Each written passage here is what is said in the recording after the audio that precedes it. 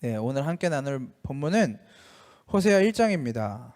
호세아 선지자는 이 성경이 소개해주고 있는 것처럼 요 왕들, 이 분열 왕국 시대에 요 왕들이 다스리던 1절에 나오죠. 이때 있었던 선지자다. 이제 이렇게 이야기하고 있습니다. 이 호세아는 다른 선지자들과는 다르게 부르심의 그 방법이 조금 달라요. 그러니까 뭐 다 예레미야, 뭐 이사야, 뭐 다른 뭐 요나든 아니면 뭐 아모스든 이렇게 보면 다 이 부름받은 이 과정이 1장에 등장을 하는데 오늘 호세아는 사실 조금 특별합니다. 하나님이 처음에 호세아를 부르셨을 때 이제 그한테 처음으로 명령하신 게 뭐냐면 이 2절에 나오는 가서 음란한 여인이랑 결혼해라, 이제 이런 말씀을 하시는 거거든요. 이 음란한 여인이라고 말하면 뭐 일단은 기본적으로는 이 그 몸파는 여인들을 의미하는 거죠. 그때 당시에 이제 음란한 여인을 만나서 그 여자를 데리고 와서 결혼해라, 이제 이렇게 이야기를 하신 거죠. 옛날에는 별로 그렇게 감흥이 그렇게 크지 않았는데 제가 이제 결혼할 때가 됐잖아요. 결혼할 때가 돼서 제가 결혼을 하려고 생각해 봤는데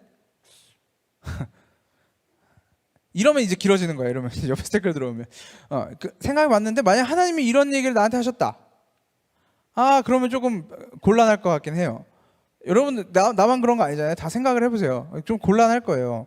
그러니까 이게 그때 당시에도 그렇고 지금도 마찬가지지만 그때 당시에도 이 음란한 여인이라는 건 사실 그 사람이랑 하나님이 말씀이고 명령이라고 하더라도 가서 그 사람이랑 결혼한다는 게 참 쉽지 않은 일이었겠죠. 충격적인 일이에요, 사실은. 근데 뭐 그냥 읽고 지나가면 그냥 그랬나 보다라고 하지만 실제 내 일이라고 생각하면 아마 여러분들에게도 이게 그렇게 소위 순종하기 쉬운 말씀은 아닐 거라고 생각합니다. 근데 하나님이 호세아에게 가서 음란한 여인이랑 결혼해라라고 하면서 그렇게 하신 이유가 있어요. 그 이유가 뭐냐면 2절 이제 후반부에 이렇게 설명하시는데 이 나라가 주를 버리고 떠나서 음란하게 살고 있기 때문이다. 그 이유가 있죠. 그러니까 호세아는 이제 하나님의 대변인, 이제 하나님이 사랑하는 주체자로서의 모습을 호세아가 띠고 이제 음란한 여인을 가서 사랑하는 거예요. 그럼 이 음란한 여인은 누구를 상징적으로 드러내고 있는 거냐면 바로 이스라엘을 상징적으로 드러내고 있는 거죠. 그러니까 하나님이 이 음란한 여인과 같은 이스라엘 백성들을 사랑하는 모습을 호세아를 통해서 드러내고자 하시는, 호세아 선지자에게 보여주고자 하시는 그림이라는 거죠. 근데 그렇다고 하더라도 억울하죠. 그렇다고 하더라도 이게 그렇게 쉽게 납득할 만한 일은 아닙니다. 그럼에도 불구하고 호세아는 이제 그렇게 하죠. 참 전 이것만 봐도 뒤에 나오는 이제 뭐 요나 선지자나 이런 사람들과는 다르게 굉장히 대단한 사람이라고, 인간적으로는 대단한 사람이라고 생각은 들더라고요. 이 사람에 대해서 볼수록. 근데 성경에서는 사실 이런 이야기들이 되게 많이 나와요. 하나님이 내가 너희의 남편이 되었다, 너희는 나의 아내가 되었다, 그런데 너희가 나를 떠나서 음란을 행했다, 이제 이런 이야기들이 많이 나오거든요. 그게 이제 우리가 소위 이제 10계명이라고 부르는, 거기 제2계명에 보면은 너희가 너를 위하여 우상을 만들지 말고 거기에 절하지 말라, 이제 그 다음에 1계명에는 나 외에 다른 신을 섬기지 말라, 이렇게 얘기하고 있는데 이스라엘 백성들이나 유대 백성들이나 다 하나님을 떠나서 바알이건 아세라건 아니면 뭐 황소든 막 그렇게 이제 예배하고 제사를 드리고 섬겼단 말이에요. 그리고 거기서 이 제사를 집행하던 이 사제들이 사실은 이 음란한 여인들이었어요. 음란한 남자, 음란한 여인들이었어요. 왜냐면 그때 당시에는 이 예배의 행위가 그런 이제 성적인 행위로 연결이 많이 됐기 때문에 그게 신과 인간이 이 연합을 이루는 그 통로가 되는 것이라고 생각했기 때문에 이제 그 자체가 굉장히 음란했던 거죠. 그래서 하나님은 이스라엘 백성들 우상 숭배하는 자들에 대해서 음란한 여인이라고 많이 표현을 하시고 성경에도 많이 등장합니다. 예레미야 31장 32절에도 보면 내가 너희의 남편이 되었어도 너희가 나를 버리고 떠났다, 그래서 내가 너희에게 새로운 언약을 줄 것이다, 이러면서 이제 새 언약에 대한 예언이 나오는데 성경에서 이런 표현들이 굉장히 많이 나옵니다. 그래서 오늘 하나님이 호세아에게 가서 음란한 여인을 너의 아내로 맞아라라고 하는 것은 하나님이 여전히 이스라엘 백성들을 자기의 아내로, 자기의 백성으로 안고 계시는 것에 대한 하나의 표현, 또 그림이라고 할 수 있는 거죠. 이 호세아가 하나님의 말씀을 따라서 음란한 여인 고멜이라는 여인이랑 결혼을 합니다. 네, 첫 번째가 이제 아들을 낳았어요. 그 아들이 이름이 이스리엘이에요. 이스리엘. 근데 여러분, 이 저희 교회에서 작년에 나눠드린 그 가정당 하나씩 나눠드린 성경책에 보면 여기는 또 나와 있네요. 이렇게 기역해가지고 동그라미 해가지고 이스리엘이 무슨 뜻이냐, 이제 밑에 보면 하나님이 씨를 뿌리시다, 이제 이런 의미를 가지고 있잖아요. 굉장히 희망적이고 굉장히 좀 긍정적인 의미의 이름이죠. 이스라엘이라는 이름 자체는, 뜻 자체는 그런 의미를 가지고 있는데, 사실은 이 이름 뒤에 하나님이 이 이름을 가지고 해석하시는, 이 이름을 가지고 설명하시는 내용들은 사실 그렇게 소망적이거나 희망적이지 않습니다. 그 뒤에 뭐라고 얘기하시냐면, 이제 곧 내가 예후의 집을 심판하겠다. 그가 이스라엘에서 살육한 죄를 물어서 이스라엘 왕조를 없애겠다. 또 그날에 내가 이스라엘 평원에서 이스라엘의 활을 꺾겠다. 이제 이렇게 이야기하고 있는 거거든요. 아들의 이름을 이스라엘이라고 지으라고 해놓고 이스라엘의 땅에 있었던 그 피를 갚고, 예후의 피를 갚고, 거기서 있었던 이 살육의 죄를 물어서 이스라엘 왕조를 멸하겠다라고 하는 멸망의 이름인 거죠, 소위. 그래서 그러면 이 이스라엘이라는 이름이 도대체 역사적으로 어떤 일들이 있었나 잠깐 살펴보면, 이 이스라엘은 이스라엘 지역에 있었던 지명 이름이기도 합니다. 이곳에서 이제 어떤 일이 일어났냐면, 이 이스라엘의 왕 아합 왕, 그 이사야 선지자와 엘리야 선지자하고 이제 바알 선지자하고 850대 1로 맞짱 떴던 그 왕이죠. 예. 그 사건이 있었던 그 시대에 하나님이 예후라는 왕을 세워서 이 아합 왕조를 싹 쓸어버리게 하세요. 그러니까 이제 예전에 우리나라 뭐 왕조 시대 때도 그럴 때가 있었죠. 새로운 왕이 세워지면 그 이전 그 반역자, 뭐 무리나 이런 사람들의 가족까지 다 쓸어버리는, 그래서 부관 참시도 하고 죽었던 사람도 꺼내가지고 목 자르고 이제 그렇게 하는 그런 일들이 이제 우리나라 옛날 조선 시대나 뭐 옛날 시대에도 있었는데, 이때 당시에 이 예후도 이런 일들을 자행하거든요. 아합의 가족들을 싹 다 끌어다가 이제 철저하게 학살이 이루어집니다. 당연히 이것은 하나님의 말씀에 따라, 하나님의 명령에 따라 예후가 이제 했던 일이죠. 이 이야기를 열왕기하 9장이랑 10장에서 다루고 있어요. 그러니까 이 일은 우상 숭배하는 이스라엘 백성들과 그 왕조에 대한 하나님의 분노와 심판이 드러났던 사건이죠. 그러면 예후는 하나님 앞에서 온전했냐? 예후는 제대로 했냐? 보면 그렇지도 않아요. 예후가 하나님의 말씀을 따라 아합 왕조를 심판을 하고 나서 싹 쓸어버리고 나서 예후도 결국에는 똑같은 태클을 타요. 똑같은 아합 왕과 똑같은 태클을 타서 결국에는 이제 망하게 되는 한 사람인 거죠. 그런데 이 예후가 아합 왕을 그렇게 쓸어버렸던 그 살육전, 그 피해 살육의 현장을 이 하나님이 이스라엘이라는 이름 속에서 그대로 이스라엘 왕조에 갚아주겠다라는 거예요. 너희가 예후가 그 우상 숭배와 나를 섬기지 않는 그런 것들 때문에 살육했던 그 현장을 내가 그대로 보여주겠다. 내가 그대로 복원시키겠다. 내가 이 이스라엘을 철저히 무너뜨리겠다 라는 이야기라는 거죠. 그 내용이 담긴 이름이 바로 이스라엘이에요. 그래서 이 호세아는 자기의 첫째 아들 이스라엘을 볼 때마다 이 하나님의 이 심판, 하나님의 분노의 그 현장을 계속해서 묵상하게 되겠죠.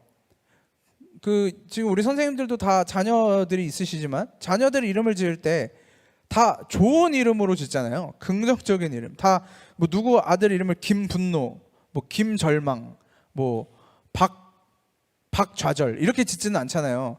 뭐 희망차든 뭐 이렇게 뭔가 이렇게 기쁘든 즐겁든 이제 막 이런 이름들로 짓지, 이렇게 뭐 저주, 심판 뭐 이런 이름으로 짓지는 않잖아요. 근데 하나님께서 왜 호세아에게는 참 참 여러분 호세아라고 좀 대입을 해보면 참 그 호세아는 좀 그래요. 그러니까 아내도 음란한 여인의 아들을 낳았더니 이스라엘이라고 지으라고 했는데 그 이스라엘이라는 이름은 내가 곧 너네 다 죽일 거야, 너네 다 끝낼 거야, 멸망시킬 거야라는 이름을 이 아들을 보면서 계속 묵상할 수밖에 없겠죠. 그러면서 동시에 호세아는 이 하나님의 약속, 하나님의 말씀을 계속해서 묵상하면서 또 상기했을 거예요. 그렇게 이스라엘이 조금 자란 후에 이제 둘째 딸을 낳는데, 이번엔 딸을 낳는데 그 아이의 이름이 로루하마입니다. 이 히브리어에서 앞에 로가 붙으면 다 이렇게 부정한 걸로 바뀌거든요. 그래서 하나님이 보시기에 좋았더라, 창세기에 나오는 그걸 이제 토브라고 하잖아요. 여러분들 많이 들어보셨겠지만 토브라고 하는데 그건 좋다, 선하다, 이제 이런 뜻이라면 앞에 로가 붙어서 로토브가 되면 좋지 않다, 선하지 않다, 이제 이렇게 이 로가 붙으면 이제 그렇게 부정사로 바뀌게 되는 거예요. 그래서 이 로루하마라는 아이의 이름의 뜻은 내가 다시는 불쌍히 여기지 않겠다, 내가 긍휼히 여기지 않겠다라는 뜻이에요. 이 아이의 이름도 절망적이죠.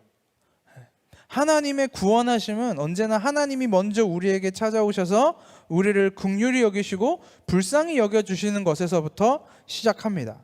그때 우리가 누가복음 10장에서 선한 사마리아인 비유를 한번 이야기했을 때도 거기서도 이 선한 사마리아인이, 선한 사마리아인이 아니죠, 사마리아인이 지나가다가 강도 만나 거의 죽은 것처럼 된 자를 가서 불쌍히 여겨서 그를 도와주기 시작한 것처럼 이 하나님이 그때 출애굽 때든 사사기 때든 뭐 그 왕들에 의해 공격을 당하고 어려움을 당할 때도 긍휼히 여기심을 통해서 그게 이루어졌는데, 그 긍휼히 여기심의 근거는 바로 하나님의 언약이었습니다. 항상 하나님의 언약을 근거로 그들을 불쌍히 여기시고 그들을 긍휼히 여기셨던 거였거든요. 근데 하나님이 이제 선언하시는 거죠. 나 너희 긍휼히 여기지 않겠다, 나 너희 불쌍하게 여기지 않겠다. 이것은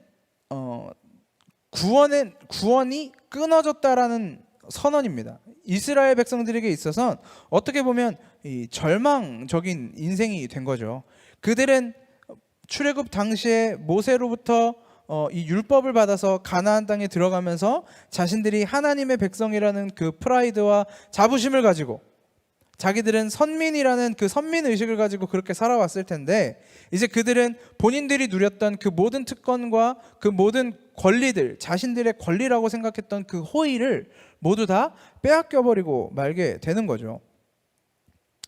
하나님이 불쌍히 여기시지 않는 우리의 인생도 당연히 마찬가지겠죠. 물론 하나님은 창세전에 택증하신 하나님의 기쁘신 뜻을 따라 하나님의 백성들을 구원하시겠다고 결정하셨지만, 그 이유와 그 근거는 뭐냐면 결국 하나님의 긍휼하심이거든요.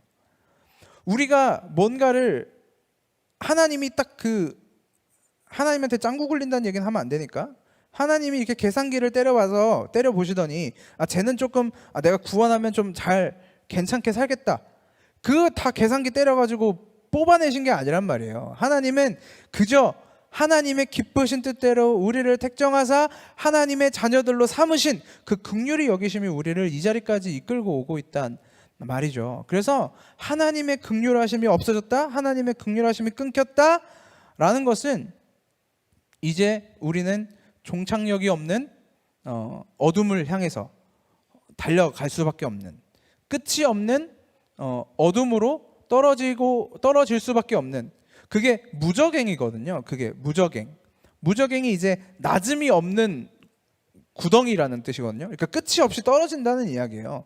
그 신세가 이제 이스라엘 백성들의 신세가 된 거죠. 그래서 호세아는 첫째 아들을 보면서 이스라엘 이제 망하는구나, 하나님이 이 사륙의 피를, 예후가 뿌렸던 그 피의 죽음이 곧 이스라엘 가운데 임하겠구나 라는 걸 봤을 거고, 둘째인 로루하마를 보면서 우리가 하나님의 긍휼하심을 빼앗겼구나, 이제 잊어버렸구나, 하나님이 우리를 긍휼히 여기시지 않으시겠구나 라는 묵상을 하게 됐을 겁니다. 여기서 셋째가 또 나와요. 이제 셋째가 나오는데 이 셋째의 이름이 로암미입니다. 여기도 이제 로가 붙었죠. 이 아이의 이름이 가지는 뜻은 너희는 더 이상 내 백성이 아니다라는 뜻이에요. 이스라엘은 하나님의 언약을 통해서 이 애굽에서 나오게 됩니다. 애굽에서 나와서 출애굽기 19장 5절과 6절에서 이제 하나님과의 언약이 맺어지죠. 하나님이 이렇게 묻습니다. 너희가 내 말을 잘 듣고 내 언약을 지키면 너희는 내 백성이 되고 나는 너희의 하나님이 될 것이다. 이거는 이제 이 쌍방 간의 언약이거든요. 너희가 그렇게 조건부잖아요. 너희가 그렇게 하면 이렇게 해줄게.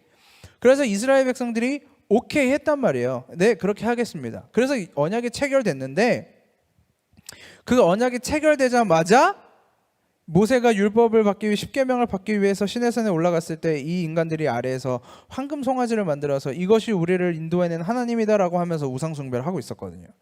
그러니까 그 언약은 하나님과 이스라엘 백성들과 맺었던 언약은 사실 이미 그때 끊어졌던 거였어요. 그럼에도 불구하고 하나님은 그 긍휼히 여기심을 따라 그 은혜를 따라 그 사랑을 따라 이스라엘 백성들 가운데 성막도 주시고 성전도 주시고 그 다음에 그 율법도 주시고 하나님의 백성으로 살아가게 하셨던 거죠.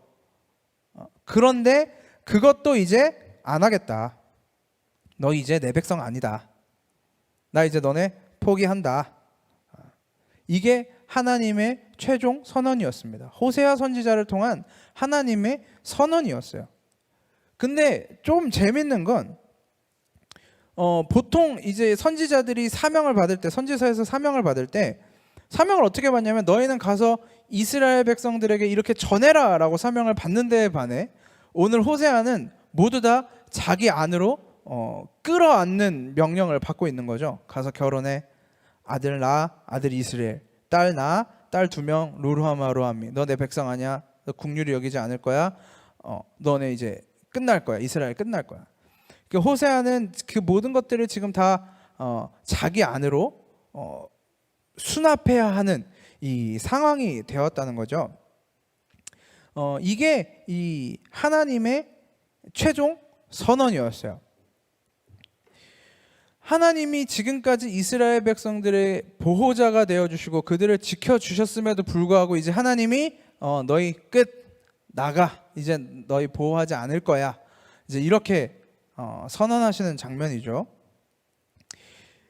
근데 이 호세아 전체를 한번 쭉 보면 우리가 오늘 뭐 뒤에는 보진 않았지만 이 뒤에 전체를 쭉 보면 사실 거의 다 저주와 절망의 이야기들만 남아 있어요. 그러니까 호세아에게 이런 삶을 주고 나서 뒤에는 계속 이스라엘 백성들에게 너네 이랬어, 너네 저랬어, 너네 저주할 거야, 너네 책망할 거야, 너네 징계할 거야. 계속 호세아의 선지자의 글에는 그런 일들이 계속해서 반복되어 있다라는 거죠. 그러면 도대체 하나님의 뜻은 무엇이었을까? 이 호세아 선지서를 통해서 호세아 선지자를 통해서 하나님이 불러일으키고 싶으셨던 그 뜻은 무엇일까? 하나님의 뜻은 다른 이사야 선지자들을 보면 다 그렇게 끝나지 않거든요. 뒤에는 다 회복의 이야기들이 나오면서 끝나거든요. 그러면 이 호세아 선지자를 통한 하나님의 그 뜻, 하나님의 계획, 하나님이 우리가 바랄 수 있는 하나님의 소망은 무엇이 있을까? 저는 오늘 그 이야기를 잠깐 다루면서 마치려고 합니다. 자, 하나님이 그렇게 호세아에게 이스라엘, 로루하마, 로암미라는 세 명의 자식들의 이름을 짓게 하셨죠. 근데 되게 좀 신기한 게 있어요. 되게 놀라운 게 있는데 얼마 가지 않아서 이렇게 말씀하시고 나서 얼마 가지 않아서 뭐 성경 안에서 시간이 얼마나 흘렀을지는 모르겠지만 그냥 성경 안에서만 보면 곧바로 2절 뒤에 2장 1절에서 보면 이제 너희는 형제를 암미라고 하고 자매를 루하마라고 하여라. 이제 이렇게 상황이 반전된단 말이죠. 그러니까 호세아 전체를 보면 그렇게 소망도 계속해서 희망도 없을 것 같았던 이스라엘 백성들의 이야기였는데 막상 하나님이 나 너네 백성 안 삼아. 내 백성 아니야. 긍휼히 여기지 않을 거야. 라고 하자마자 곧바로 이제 너희는 형제를 암미라고 하고 자매를 루하마라고 하여라. 너네 내 백성이야. 너네 내가 긍휼히 여길 거야. 로 바꾸시겠다라는 거예요. 그렇게 불러주라는 거예요. 이스라엘 백성들에게. 그럼 도대체 이 변화의 근거는 어디에 있을까?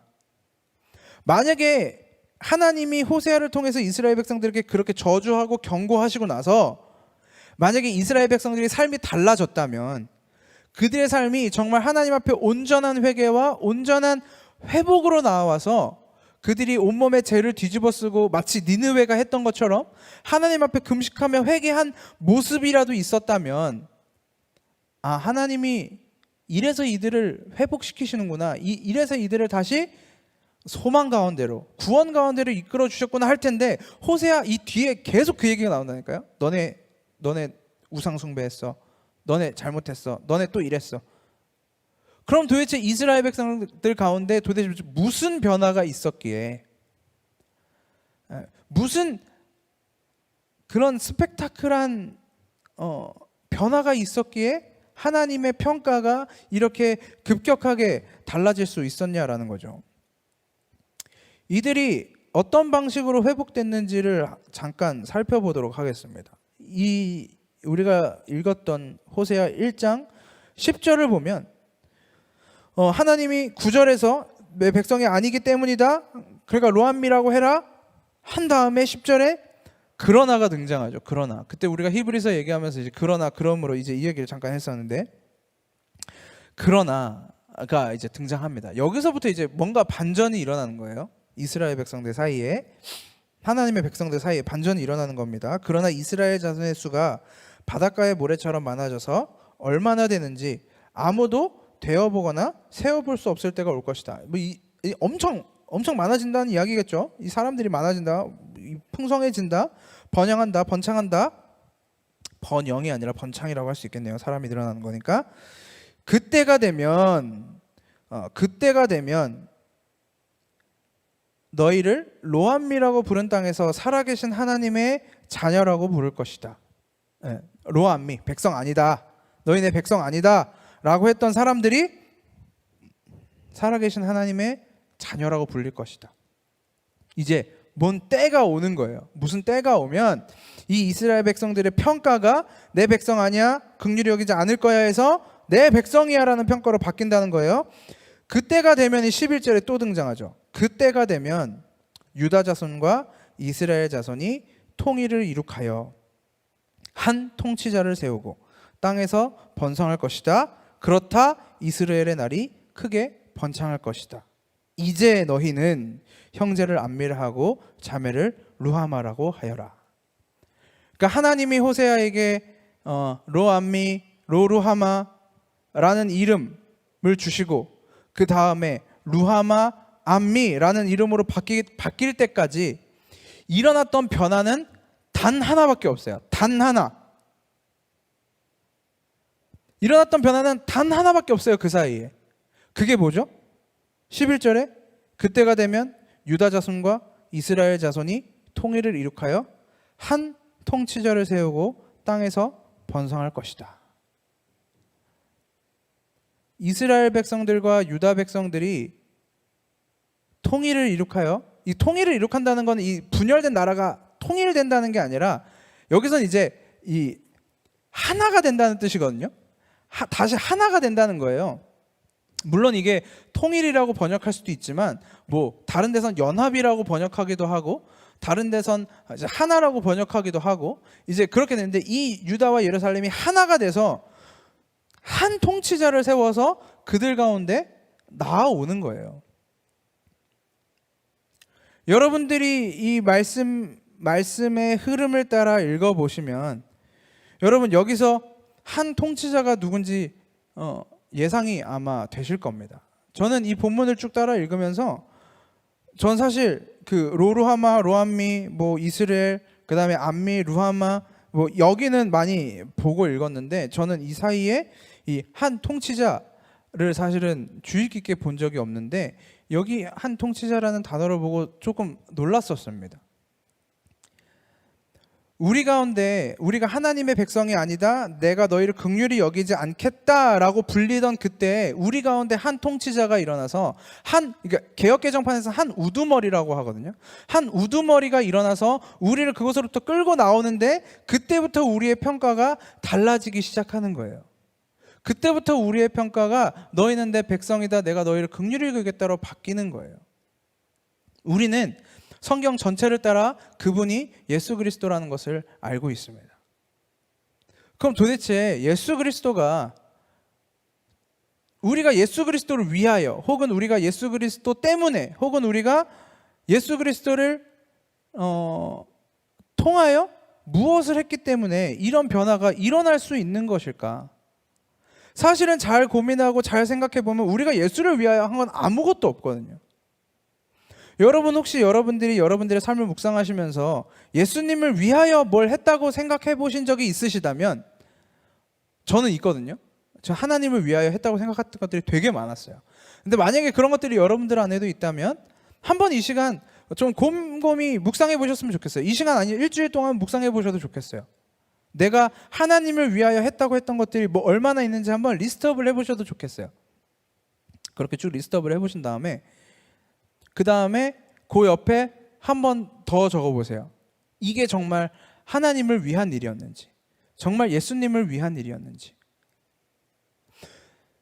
물론 우리가 하나님의 사랑 안에 있을 때 우리가 하나님을 위하여, 예수 그리스도를 위하여, 예수 그리스도를 통하여 이런 일들도 할 수 있을 거라고는 생각합니다. 그러나 그게 언제 가능하냐면 그것은 이미 우리가 이 한 통치자로 인해 하나님의 백성, 하나님의 긍휼히 여기신 사건이 이루어진 다음에야 가능한 거예요.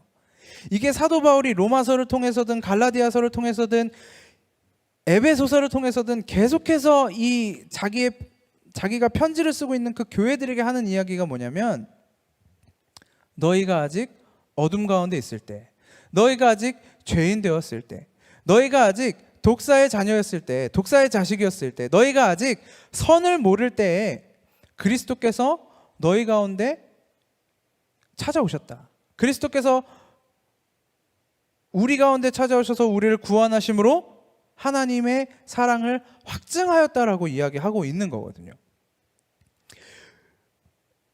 근데 이건 뭐 호세아서에만 나오고 신약에서만 나오고 있는 게 아니라 이사야에서도 나오고 예레미야에서도 나오고 계속해서 하나님이 이 약속을 하고 계세요.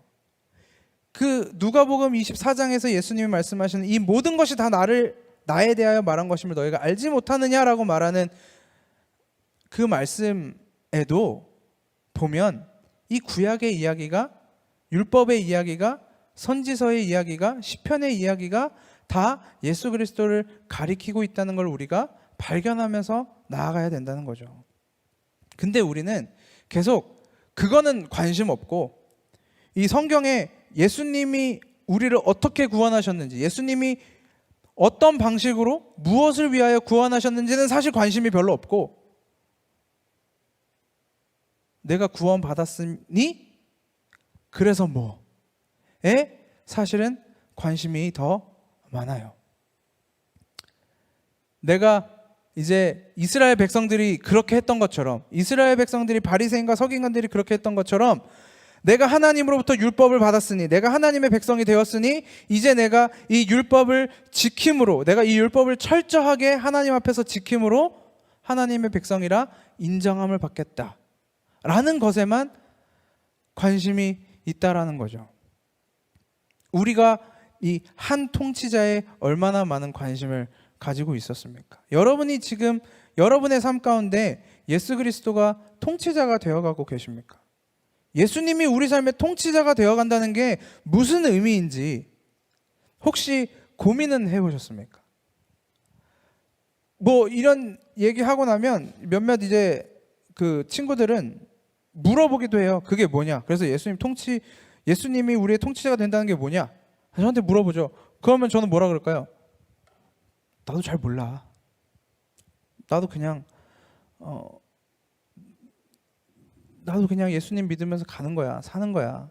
예수님 진리의 말씀을 그냥 바라보면서 그거 신뢰하면서 사는 거야 라고 말해줄 수밖에 없어요. 왜냐면 내가 여러분들한테 정답이랍시고 이야기했는데 그거는 사람마다 다 다를 수 있잖아요. 그 내 답이 틀릴 수도 있고, 하나님께서 그리스도가 우리 가운데 오신 이후에 십자가에서 죽으시고 살아나신 이후에 우리 가운데 성령 하나님을 주셨단 말이에요. 그 성령 하나님이 오늘도 살아계셔서 여러분들과 그 안에서 교제하고 있음을 저는 믿습니다. 그 교제를 통해서 여러분들이 오늘도 이 자리 가운데 나오신 거라고 저는 믿어요. 그래서 우리가 이 말씀을 따라 살아간다는 것은 정말 힘들고 어렵고 복잡한 일이지만, 사실 누가 이게 정답이라고 이야기해 줬으면 좋겠지만 사실 그렇지 않아요. 계속 그렇게 씨름하면서 갈 수밖에 없는 거예요.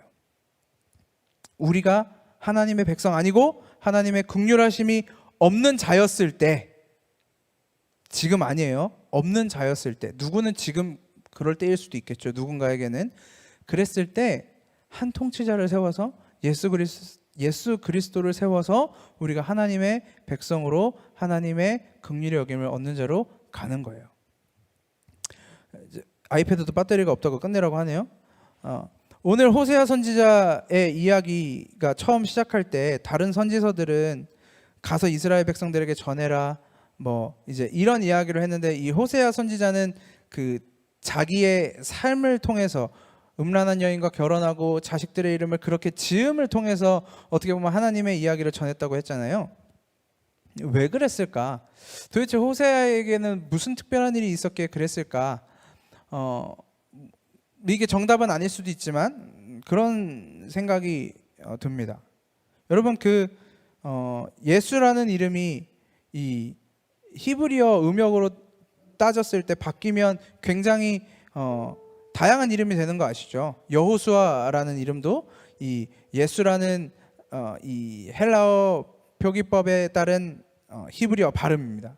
여호수아, 예수아도 있고, 그리고 호세아도 그래요. 호세아의 이름도 그 이름이 예수라는 이름을 가지고 있는 이름입니다. 그래서 호세아가 이 음란한 여인과 같은 이스라엘 백성과 같은 음란한 여인 고멜을 맞아 자기의 아내를 삼은 것도, 그 아내와 결혼하여, 음란한 아내와 결혼하여 이 저주받을 아들, 저주받을 두 딸을 낳은 것도 그리스도가 음란한 우리와 결혼하여, 감히 그의 신부가 될 수 없었던 우리와 결혼하여 그 자녀들을 만들어 나가는 과정이라는 것을 여러분들이 깨달아 가셨으면 좋겠습니다. 그래서 우리가 어쩔 수 없이 음란한 자들이었기 때문에, 우리가 음란한 여인과 같은 이스라엘 백성들이었기 때문에 우리는 호세아와 결혼해서도, 이 예수와 결혼해서도 계속해서 우리의 옛 습관을 쫓아 음란을 쫓아 갈 수밖에 없어요. 이 호세아 3장을 보시면 어떤 일이 일어나냐면, 무슨 일이 일어났는지는 모르겠지만 고멜이 호세아를 떠나 있습니다. 그래서 하나님이 호세에게 뭐라고 하냐면, 야, 너 가서 고멜 다시 데려와. 가서 다시 데려와라고 얘기하거든요. 이미 자기의 아내가 된 사람을 다시 데리고 올 때 이 호세아가 이 사람에 대한 값을 치릅니다. 값을 치르고 다시 데리고 와요. 그래서 다시 자기 아내를 삼아요. 어쩌면 저는 그 모습이 우리의 모습이라고 생각합니다. 우리는 이스라엘 백성들처럼 하나님과 결혼하였음에도 불구하고, 하나님의 아내가 되었음에도 불구하고, 그리스도의 신부가 되었음에도 불구하고 여전히 우리가 이전에 줬던 것을 쫓아 나아가고 있는 것 같아요. 근데 그건 우리가 무슨 죄를 짓는 행위, 아니면 무슨 잘못을 하는 행위, 그 행위 자체를 의미하는 게 아니에요. 음란이라는 건 우리가 여전히 옛습관이 남아있다는 것은, 무슨 내가 여전히 누군가를 미워하고 여전히 누군가를 증오하고, 물론 이런 것도 포함되겠지만 그것을 의미하는 게 아니에요. 우리가 여전히 예수를 예수로 바라보지 못하고 있는 거. 예수가 우리를 십자가에서 구원하심으로 이 완성하셨다고 말하는, 예수 그리스도께서 이루셨다라고 말하는 그 믿음이 우리 가운데 없는 거. 그래서 여전히 불안하고, 여전히 떨리고, 여전히 긴장되고, 이 남자가 내 남자인가? 이 남편이 내 남편이 맞나? 자식이 부모에 대해서 끊임없이 의심하게 되면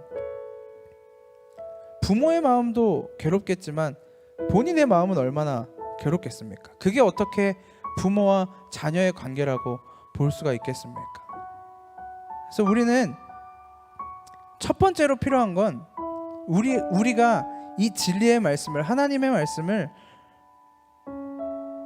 바로 볼 수 있는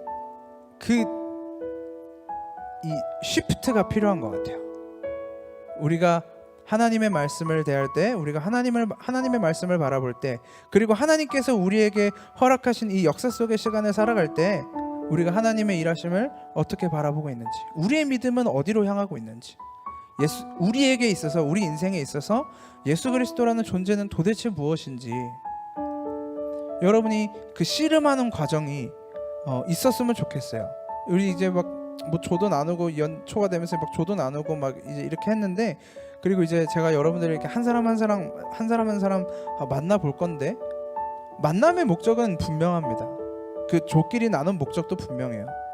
단지 친해지고 친교하고, 그래서 뭐 만나면 막 그냥 즐겁게 웃고, 물론 그 과정이 필요하죠. 그래야 친해지니까, 그래야 관계가 깊어지니까. 근데 여러분들 올 한 해 동안 거기서 한 발 더 나아가서 여러분들 안에 있는 예수 그리스도에 대한 이야기, 여러분들 안에서 씨름하고 있는 여러분들의 삶의 이야기, 여러분들의 믿음의 이야기를 좀 나눠보셨으면 좋겠습니다. 혹시 우리가 한 우두머리를 갖고 있는 게 맞는지, 혹시 우리가 한 우두머리라고 생각했지만 우리가 각자가 다른 우두머리를 쥐고 있는 건 아닌지, 우리 안에 참 그리스도를 가지고 있는지, 우리 말씀을 통해서, 또 우리 각자의 삶을 통해서, 또 각 모임에서 나눔을 통해서 묵상해 보시고, 그렇게 또 하루하루를 살아내 보시는 여러분들의 삶이 되시기를 주님의 이름으로 소망합니다.